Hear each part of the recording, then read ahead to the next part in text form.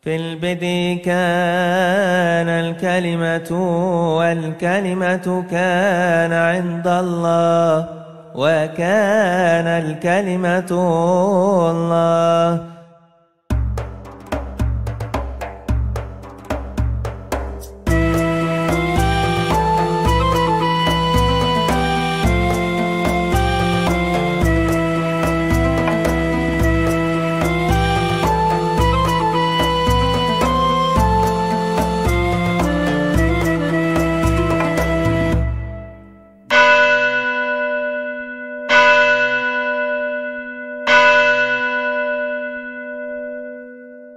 Merdeka. Saudara-saudara, sekarang tanggal 18 Agustus 2025. Ini adalah hari konstitusi, karena pada tanggal ini kita memperingati ditetapkannya Undang-Undang Dasar 1945, 18 Agustus. Capaian-capaian yang luar biasa sebagai bangsa yang berdaulat. Salah satu dari kesepakatan nasional atau konsensus nasional itu, di antara banyak yang lain tentu saja, tapi yang sangat penting yang akhir-akhir ini sering gagal kita lakukan dalam rangka menjamin kebebasan beragama. Saya mengingatkan apa yang dikenal sebagai komitmen bangsa kita ini.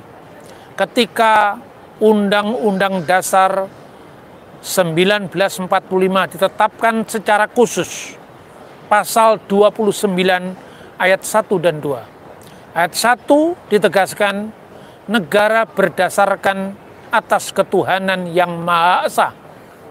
Jadi kita memproklamirkan negeri ini bukan sebagai negara teokrasi, bukan sebagai negara agama, namun juga bukan negara yang bersifat sekularisme, mendepak agama dari penyelenggaraan negara.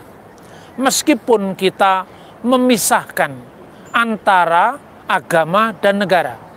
Itulah sebabnya kenapa negara didasarkan atas ketuhanan yang Maha Esa, bukan dasar Islam, bukan dasar agama yang lain. Ketuhanan yang Maha Esa itu adalah merupakan komitmen bangsa ini untuk menempatkan norma keyakinan kepada Tuhan yang Maha Esa di atas pemahaman agama kita masing-masing. Tidak salah apabila seorang Muslim memahami ketuhanan yang Maha Esa sebagai tauhid dalam Islam.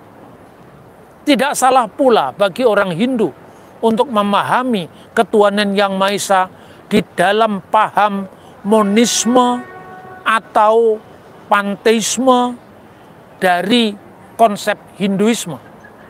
Sekalipun kata Esa dipakai dalam semua agama, Ekam Satripah Bahuda Vadanti dalam kitab Veda. Dia yang satu dipanggil dengan berbagai macam nama. Dalam Islam misalnya, Kulhu Allahu Ahad, katakanlah dia adalah Allah yang Esa.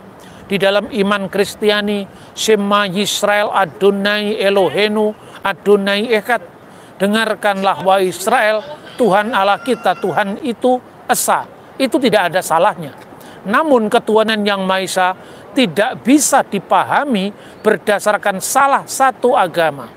Itulah kearifan kita sebagai bangsa yang mengayomi semua masyarakatnya yang berbeda-beda, tetapi dibingkai dengan sila ketuhanan yang Maha Esa yang merangkul, mengayomi semua agama. Karena itu konsekuensi logis dari ayat 1, maka ditetapkan ayat 2. Negara menjamin kebebasan tiap-tiap penduduk untuk memeluk agamanya masing-masing dan beribadah menurut agamanya dan kepercayaan itu. Negara menjamin kebebasan setiap warganya untuk beribadah menurut agamanya masing-masing. Bagi mereka yang berada di dalam agama-agama global atau agama-agama dunia, misalnya Hindu, Buddha, Islam, Kristen Katolik, Kristen Protestan, Konghucu misalnya. Tetapi juga dalam konteks folk religion, agama-agama lokal yang dikenal dengan kepercayaan terhadap Tuhan Yang Maha Esa, yang di dalam ayat ini jelas tercermin dan kepercayaannya itu. Karena menurut Wongsonegoro, kepercayaannya itu adalah kepercayaan di luar agama-agama dunia, yaitu yang dikenal dengan global religion, tetapi juga folk religion, agama-agama lokal. Itu yang pertama. Evaluasi kita sekarang, betapa kehidupan umat beragama, betapa kehidupan kebebasan beragama di Indonesia sangat-sangat memprihatinkan. Bulan lalu, beberapa kasus terjadi di Cidahu, kemudian masih berlanjut ke Padang, masih berlanjut ke Kediri. Dan ini tentu tidak bisa diulang-ulang terus apabila setiap suku-suku bangsa Indonesia yang dulunya adalah bangsa Minahasa, bangsa Batak, bangsa Jawa, bangsa Bali, bangsa Papua, bangsa Timor, sekarang telah mengintegrasi diri menjadi bangsa Indonesia sejak Sumpah Pemuda 28 Oktober 1928, di mana kita mengaku bertanah air satu, tanah air Indonesia, berbangsa satu, bangsa Indonesia, berbahasa satu, bahasa Indonesia. Maka kita mundurkan etnisitas kita, kejawaan kita, keminahasaan kita, kebalian kita, ketionghoaan kita, kita menjadi bangsa Indonesia. Tetapi apabila negara itu akan gagal dalam memberikan hak-hak asasi bagi setiap warganya, maka sangat boleh jadi bukan lagi bangsa Indonesia yang dibanggakan, tapi menjadi kembali kepada bangsa Minahasa, bangsa Jawa, bangsa Batak, bangsa Sunda. Tentu ini bukan yang kita inginkan bersama. Karena itu marilah konstitusi ini harus di atas kitab suci. Artinya apa? Kitab suci itu absolut betul, tapi bagi para penganutnya, bagi seorang Kristen, kitab suci Kristen adalah yang tertinggi. Tetapi ketika berkehidupan, berbangsa dan bernegara, loyalitas kita pada kitab suci itu berhenti ketika orang lain juga memiliki loyalitas pada kitab sucinya masing-masing. Bagi seorang Muslim, Quran yang tertinggi. Bagi seorang Hindu, Weda yang tertinggi. Bagi seorang Kristen, Injil yang tertinggi.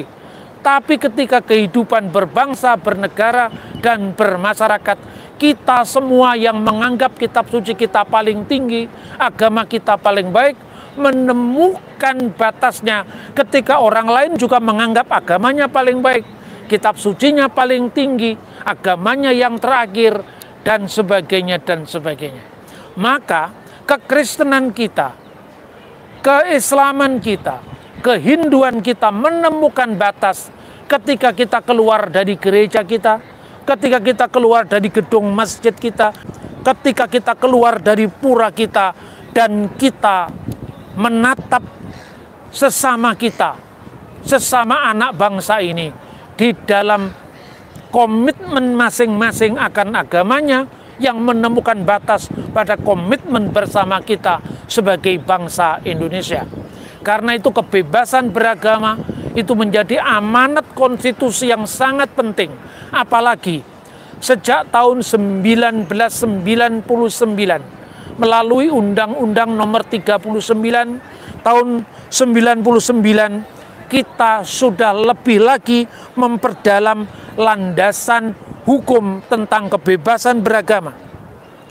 Di dalam konsideran Undang-Undang Nomor 39 tahun 99 khususnya mengingat, yaitu pada huruf D, bahwa bangsa Indonesia sebagai anggota Perserikatan Bangsa-Bangsa mengemban tugas, tanggung jawab, dan hukum untuk menjunjung tinggi dan melaksanakan Deklarasi Universal tentang Hak Asasi Manusia yang ditetapkan oleh Perserikatan Bangsa-Bangsa serta berbagai instrumen internasional lainnya mengenai hak asasi manusia yang telah diterima oleh negara Republik Indonesia. Dan sekalipun ini sensitif, saya selalu mengingatkan bahwa pasal 18 dari Deklarasi HAM itu bunyinya, setiap orang berhak atas kebebasan pikiran, hati nurani, dan agama. Dan dalam hal ini termasuk kebebasan berganti agama atau kepercayaan, dan kebebasan untuk menyatakan agama atau kepercayaan dengan cara mengajarkannya, mempraktekkannya, melaksanakan ibadahnya, dan mentaatinya, baik sendiri maupun bersama-sama dengan orang lain di muka umum maupun sendiri. Kalau kita membaca artikel 18 Deklarasi HAM yang sekali lagi sudah diratifikasi menurut Undang-Undang Nomor 39 tahun 99, ayat ini berlaku. Artinya kebebasan beragama sekalipun pahit juga kebebasan berpindah agama. Jadi kalau ada orang Islam masuk Kristen, tidak perlu harus dimurtad-murtadkan. Begitu juga sebaliknya, kalau orang Kristen masuk Islam, tidak terlalu euforia dirayakan. Anggap ini ruang privat yang tidak perlu ditarik-tarik ke ruang publik, sehingga menciptakan kegaduhan demi kegaduhan sosial yang mengganggu toleransi beragama. Yang kedua, selain berpindah agama dan memilih agama, juga menyatakan kepercayaan dengan cara mengajarkannya. Jadi negara harus memberi setiap orang pelajaran agama. Kalau sekolah-sekolah negeri tidak bisa memberikan pelajaran agama Kristen, minimum jangan mempersekusi orang-orang Kristen yang memberikan pengajaran agama yang tidak ada di sekolah, tapi diberikan di rumah-rumah untuk mendapatkan nilai bagi siswa-siswa kita.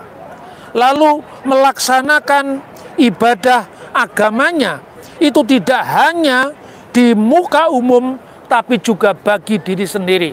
Jadi marilah kita evaluasi lagi, apakah produk-produk peraturan menteri atau peraturan-peraturan lain yang di bawah undang-undang itu masih sesuai dengan nafas kita sebagai bangsa yang berbhinneka tunggal ika, apalagi dalam konstitusinya sudah dengan tegas menjamin kebebasan beragama sebagaimana yang disebutkan dalam pasal 29 ayat 1 dan 2, dan nanti masih disebutkan juga dalam pasal 28E dalam Undang-Undang Dasar 45 yang sudah diamandemen, dan khususnya juga Undang-Undang Nomor 39 tahun 99 tentang HAM, di mana jelas-jelas itu merupakan ratifikasi dari Deklarasi Umum Perserikatan Bangsa-Bangsa tentang hak-hak asasi manusia. Akhirnya pada hari konstitusi ini saya ingin kembali tidak jemu-jemunya untuk memekikkan salam nasional kita, merdeka, merdeka, merdeka.